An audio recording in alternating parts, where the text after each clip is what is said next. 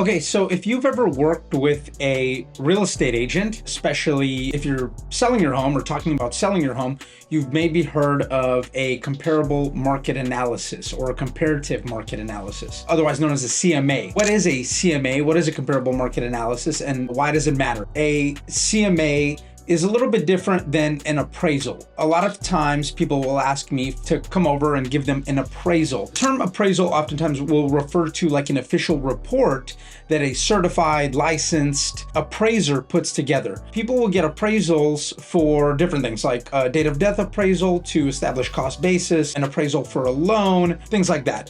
There's a couple of other reasons why people will get appraisals and official reports. A CMA is a little bit less official, but not any less important, especially if you're planning on selling your home or if you're planning on writing an offer on a home that's available for sale. So basically what a CMA is it's when a realtor does an analysis of what the homes in an area are selling for and just kind of trying to estimate a market value range or a rough market value for a property, whether you are thinking about selling or buying. So in real estate, probably the most important question or the most important thing I hear regularly is like, how much is my home worth? Or how much is this home worth? Or what do you think this home will sell for? And obviously none of us can predict the future. It's very tough to actually know that answer exactly, but by doing a really good detailed analysis and putting together a CMA, that will help us get to a good market value range and be able to answer that question in a better way. Oftentimes I'll meet with the seller and yes, that'll be the main question that they'll ask me, and they'll say, what do you think my home is worth? What is a CMA, or what is a comparable market analysis report? What is it comprised, or what is it comprised of? The first and most important thing is comps, like recent sales in the neighborhood. We're in the San Francisco Bay Area, and I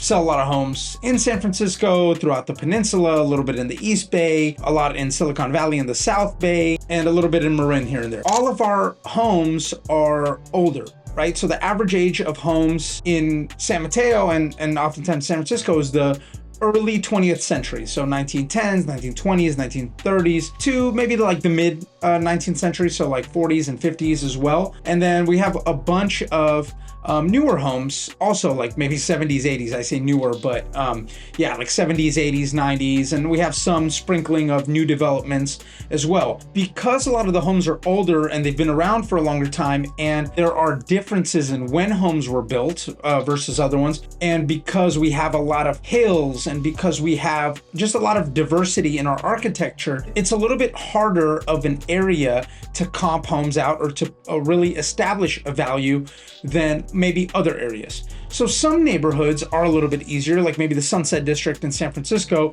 where a lot of the homes are very similar. There's maybe, a handful of different types of floor plans. Most of the homes were built late 40s, early 50s. The lot sizes are pretty much the same, and really a lot of the floor plans are the same. The size of the homes are very similar.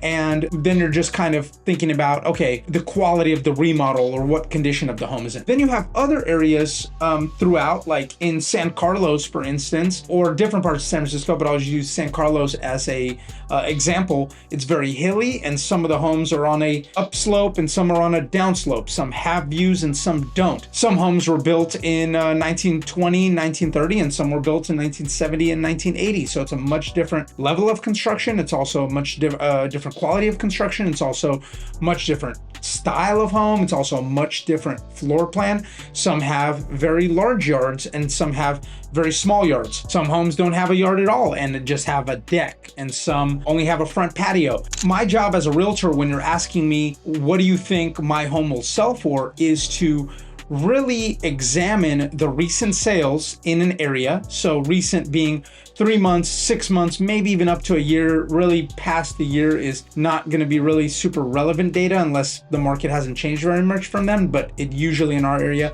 changes pretty drastically, like every 3 to 6 months. It's a different kind of a market. We go back and I take maybe 3, 5, and even up to 10 properties. Oftentimes I'm looking at a home that's maybe, not completely remodeled or remodeled like 15 or 20 years ago. And so you take homes that maybe are similar in size, similar bedroom, bathroom count, similar area, usually within half a mile or maybe like up to a mile. Basically past the mile is not super relevant either. And so you'll take homes that are maybe, close by within half mile, sold within the last like 6 months or so, that are similar in bedroom count, bathroom count. So 3, 4, 5 bedrooms, if that's what it is. Similar in square footage. Usually I try to pull something within 300, maybe like 500 or 600 square feet. Sometimes it has to be a little bit bigger or smaller because there's just not enough data out there.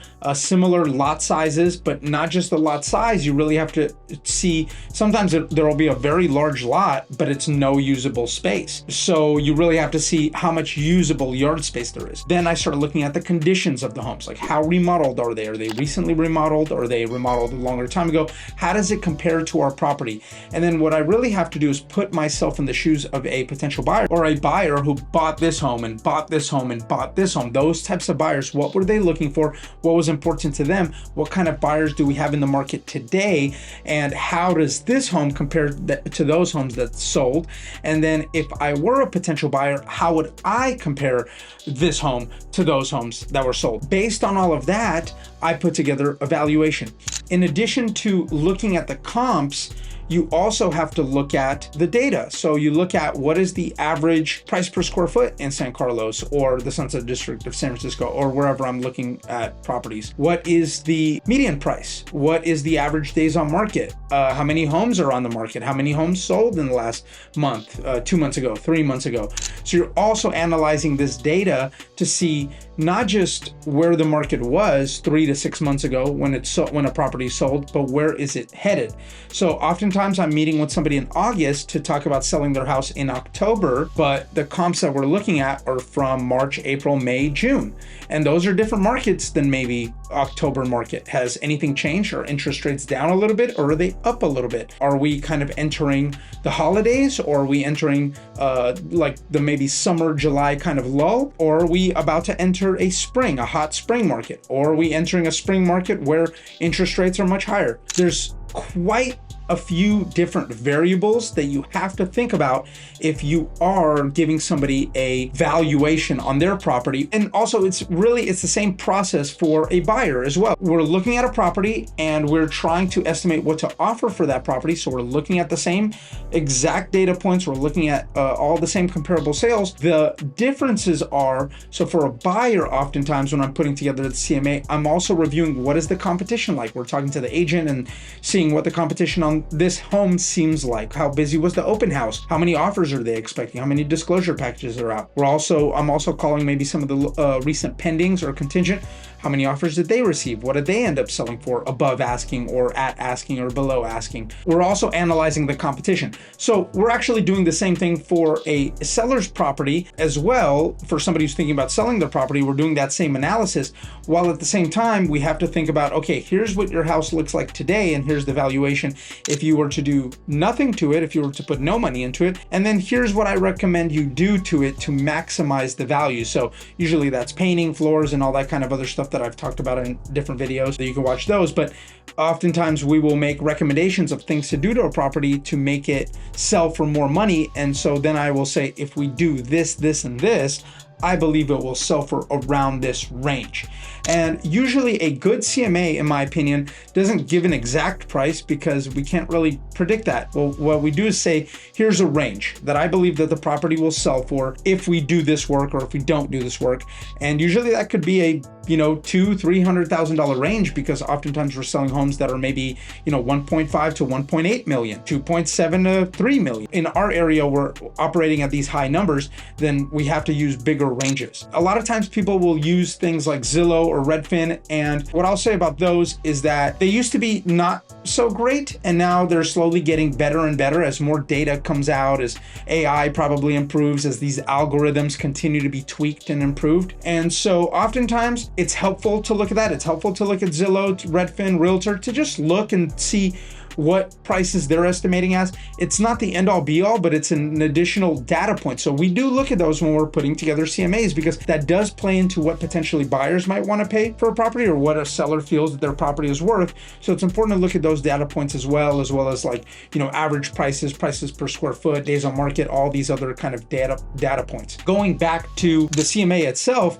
so what we do is we wrap all of this information up, and then we provide like a conclusive kind of report to say, based on these recent sales in this area And here's how I would kind of compare these to your property. And usually I will sit down with a seller or a buyer and say this one or this two are probably the best ones. And this is what most buyers or most, or these sellers are thinking that the home is worth or will sell for. And based on all of that data and based on all of the information that we have, we put together this report and just kind of say, here's what I think the valuation. Hey, if you enjoyed the video, please don't forget to hit the subscribe button, hit the like button, and of course, share it with your friends or family or anybody who you think might be thinking about buying or selling property in the near future. Again, my name is Joe Poliak, San Francisco Bay Area real estate agent with Rise Homes. I'm a real estate broker actively selling properties. So if you're thinking about buying or selling, please don't hesitate to reach out. Thanks again, and I'll see you on the next one.